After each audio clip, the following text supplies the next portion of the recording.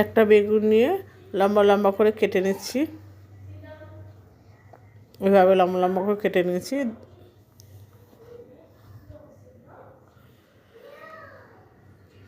পুরো বেগুনটা কাটা হয়ে গেছে। এবার আমি একটা পেঁয়াজ নিচ্ছি, সেটাকেও লম্বা লম্বা করে কেটে নিচ্ছি।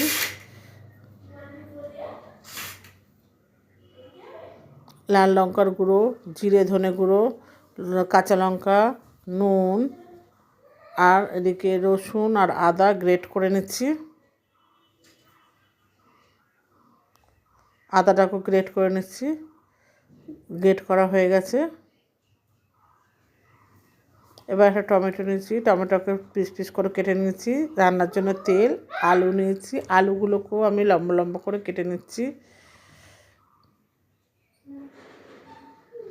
এবার ওভেনে একটা কড়াই বসিয়ে তেল দিয়ে দিচ্ছি। দিয়ে এখানে আমি আমুদি মাছ নিচ্ছি। আমুদি মাছগুলো মাথাগুলো কেটে বাদ দিয়ে দিচ্ছি।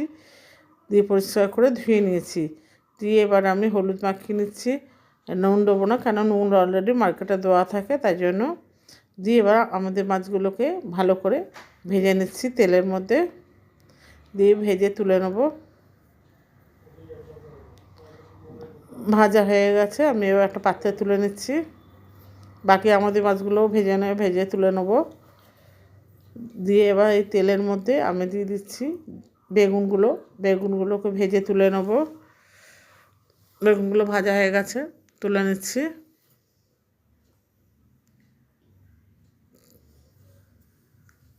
আমি একটু তেল দিয়ে দিচ্ছি। দিয়ে একটুখানি কালো জিরে দিয়ে দিলাম, হাফ চা চামচের মতো। দিয়ে এবারে আলুগুলোকে দিয়ে দিচ্ছি, কেটে রাখা আলুগুলো।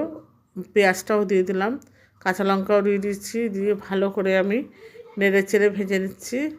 ভাজা হয়ে গেছে। এবার আমি টুকরো করা টমেটো, আদা রসুন গ্রেট করা সব দিয়ে ভেজে নিচ্ছি। এবার আমি মশলাগুলো দিয়ে দিলাম, জিরে গুঁড়ো, ধনে গুঁড়ো, নুন, লবণ, লাল লঙ্কার গুঁড়ো, হলুদ গুঁড়ো দিয়ে ভালো করে আমি ভেজে নিচ্ছি, মানে কষিয়ে নিচ্ছি। দিয়ে একটু জল দিয়ে নিলাম, নাহলে মশলাটা পুড়ে যাবে। দিয়ে নেড়ে চেড়ে ভেজে নিচ্ছি।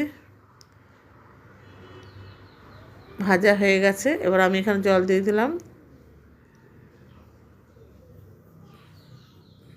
দিয়ে এবারে আমি এটাকে, আলুগুলো সেদ্ধ হয়ে গেছে, বেগুনগুলোকে আর মাছগুলোকে দিয়ে দিচ্ছি। দিয়ে একটু ঢেকে দেবো। ঢাকনা খুলে আমি ধনে পাতা কুচি দিয়ে দিলাম। দিয়ে আমার রেসিপিটা তৈরি হয়ে গেছে। এবার আমি একটা পাত্রে নামিয়ে নিচ্ছি সার্ভ করার জন্য।